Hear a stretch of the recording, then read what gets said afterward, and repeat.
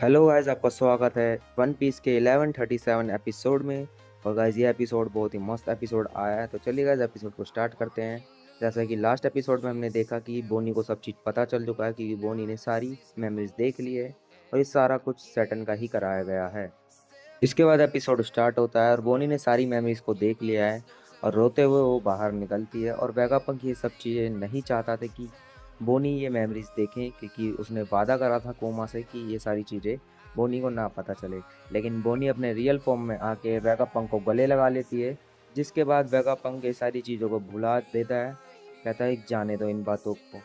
फिर वेगापंक बोनी को एक गिफ्ट देता है, जो कि उसके फादर ने उसको 10th बर्थडे पे देने के लिए कहा था, जिसको देखकर बोनी बहुत ज़्यादा खुश हो जाती है। और बोनी उस गिफ्ट को देखकर कहती है कि ये एकदम सन गॉड नीका के जैसे है।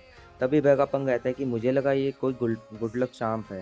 इसके बाद वेगापंक कहता है कि आखिर किसे पता था कि 2 साल बाद ये लड़का ऐसे सबके सामने आएगा। गाइस, यहाँ पे लूफी की बात हो रही है। तो यहाँ पे बोनी कहती कि हाँ, ये मेरे फादर के बेस्ट फ्रेंड का बेटा है ना। फिर उसके बाद वेगापंक भी कहता है कि हाँ, ये उन्हीं का बेटा है। फिर इसके बाद वेगापंक कहता है कि तुम दोनों की तकदीर ही थी मिलना यहाँ पर, इसीलिए तुम दोनों मिल पाए। इसके बाद वेगापंक उसे सारे इंसिडेंट बता देता है कि जब तुम अंदर थी तो यहाँ पे क्या क्या हुआ। अगर स्टो हेड नहीं होते तो मैं अभी तक जिंदा नहीं होता। फिर इसके बाद सीन शिफ्ट हो जाता है सीधा प्रेजेंट टाइम में। इतने एपिसोड्स के बाद हमें प्रेजेंट टाइम दिखाया गया है। और यहाँ पे तो आपको पता ही होगा कि सैटर्न ने बोनी को पकड़ रखा है।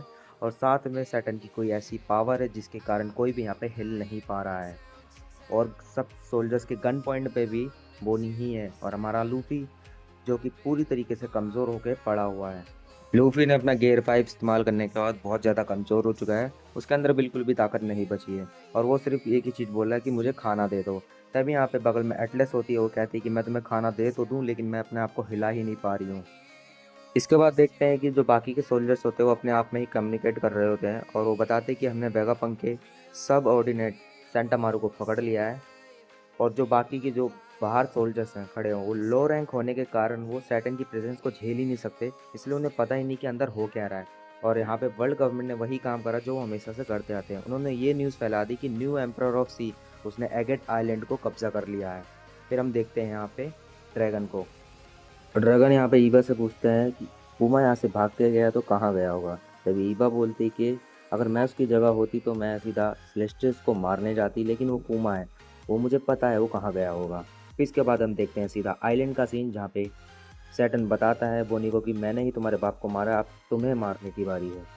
जिसको सुनने के बाद बोनी यहाँ पे गुस्सा हो जाती है। वो कहती भाड़ में जाओ, अगर मैं मरने ही वाली है तो मैं तुम्हें भी साथ लेके ही जाऊंगी। तब इसके बाद बोनी सिमिलर टू लूफी नीका का पावर इस्तेमाल करती है, जिसको सैटर्न देख के डर जाता है कि आखिर इसे कैसे पता कि नीका की पावर क्या है। और वो जैसे ही पंच मारती है सैटर्न के, लेकिन वो असर नहीं करता है। तभी सैटर्न को समझ आ जाता है कि इसने लूफी के गियर 5 को विटनेस नहीं करा है, इसलिए ये इस पावर को एक्सेस नहीं कर सकती है। और तभी हम देखते हैं यहाँ पर लूफी मज़े से खाना खा रहा होता है। और सैटर्न ये चीज़ देखता है कि वो सोचने लग जाता है कि आखिरकार इसे खाना किसने दिया। और वो अपने सोल्जर्स को बोलता है कि इसे स्टोन में कैद कर लो। और यहाँ पे किजारू बेहोश होने का नाटक कर रहा होता है, शायद इसी ने ही खाना दिया होगा। फिर इसके बाद बोनी कहती है कि ये पावर इसके ऊपर इस्तेमाल क्यों नहीं हो पा रही है। तभी यहाँ पे एक राज का खुलासा होता है, जहाँ पे सैटर्न बताता है कि तुम्हें ही मैंने वो डेविल फ्रूट पावर दी है। और ये सुनते ही बॉनी शॉक हो जाती है। फिर इसके बाद सैटर्न यहाँ पे बताता है कि मैंने एक्सपेरिमेंट करा था कि एक बच्चा जो डेविल फ्रूट को खा नहीं सकता उसको एक्सट्रैक्ट करके उसको दिया गया, तो क्या उसके पास वो पावर आएगी या नहीं। असल में वो बच्ची तुम ही हो। और ये एक्सपेरिमेंट सक्सेसफुल रहा, तुम्हें एज इज डेविल फ्रूट की पावर मिल गई। तुम अपने किसी भी फ्यूचर या पास्ट के वर्जन को एक्सेस कर सकती हो। और लेकिन तुम जैसे ही इस डेविल फ्रूट की पावर को जानती जाओगे, वैसे ही तुम्हारा पोटेंशियल कम होता जाएगा। जिसको सुनने के बाद बोनी इसके जाल में पूरी तरीके से फंस चुकी है। और सैटर्न उसे कहता है कि तुम्हें लगता है नीका सच में होता है। फिर इसके बाद सैटर्न ये भी कहता है कि अब तो तुम ही नीका के एक्सीडेंट पे सवाल उठाने लगी हो, जिसके कारण तुम और भी ज़्यादा कमज़ोर होती चली जाओगी। तभी बोनी कहती कि नीका सच में होता है।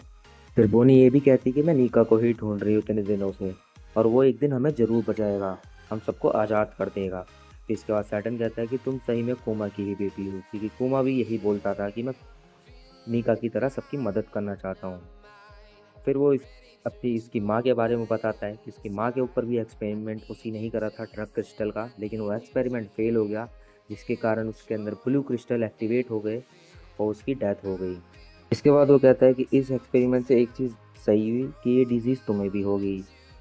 फिर इसके बाद बोनी को सारी चीज़ें समझ आने लगी कि आज तक जो भी मेरी फैमिली के साथ हुआ है वो सब कुछ सैटर्न ने ही करा है, सैटर्न का ही करा गया है।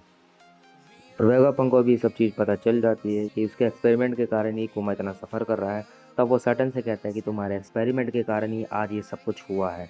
और वो कहता है कि तुमने मान कैसे लिया कि तुमने कोई पुमा के ऊपर कोई उपकार करा है। तभी सैटर्न उसे चुप रहने के लिए कहता है और कहता है कि तुम ही बताओ, अगर तुम मेरी जगह होते तो क्या करते?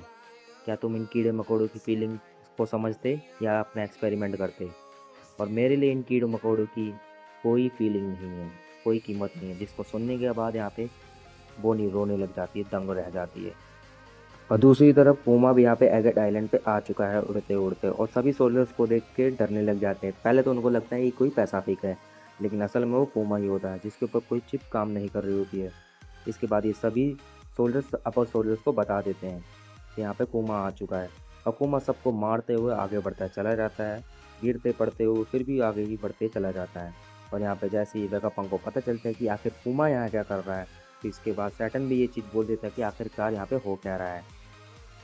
और बोनी भी यहाँ पे रोने लग जाती है, वो मन ही मन टूट जाती है पूरी तरीके से। और वो कहती है कि अगर मैं मर जाती तो इतना सब कुछ नहीं होता। फिर इसके बाद सैटर्न सब सोल्जर्स को बोलता है कि इसके ऊपर निशाना लगाओ, लेकिन तभी यहाँ पे एक पूमा सभी सोल्जर्स को डिस्ट्रॉय कर देता है, मतलब उन सबको उठा के दूर फेंक देता है अपने लेज़र से। इसके बाद सैटर्न बोनी को नीचे पटक देता है, और वो जैसे ही अपने नुकीले पैरों से वार करने वाला होता है तभी वहाँ पे पूमा आ जाता है। और गाइस इसके बाद का सीन सबसे बेस्ट सीन लगा इस एपिसोड का। पूमा उसके पैर को पकड़ के उसके चेहरे पर इतना जोरदार मुक्का मारता है, ऐसा लगता है कि सारी भड़ास निकाल दी उसने एक ही मुक्के में। वो इतना जोरदार मुक्का होता है जिसके कारण यहाँ पे सैटर्न खुद डरने लग जाता है, उसके पसीने तक छूट जाते हैं, वो इतनी तेज मुक्का मारता है। और बोनी अपने फादर को देखकर रोने लग जाती है।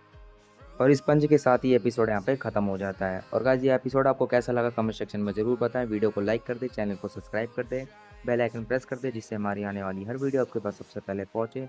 तो गाइस मिलते हैं नेक्स्ट वीडियो में।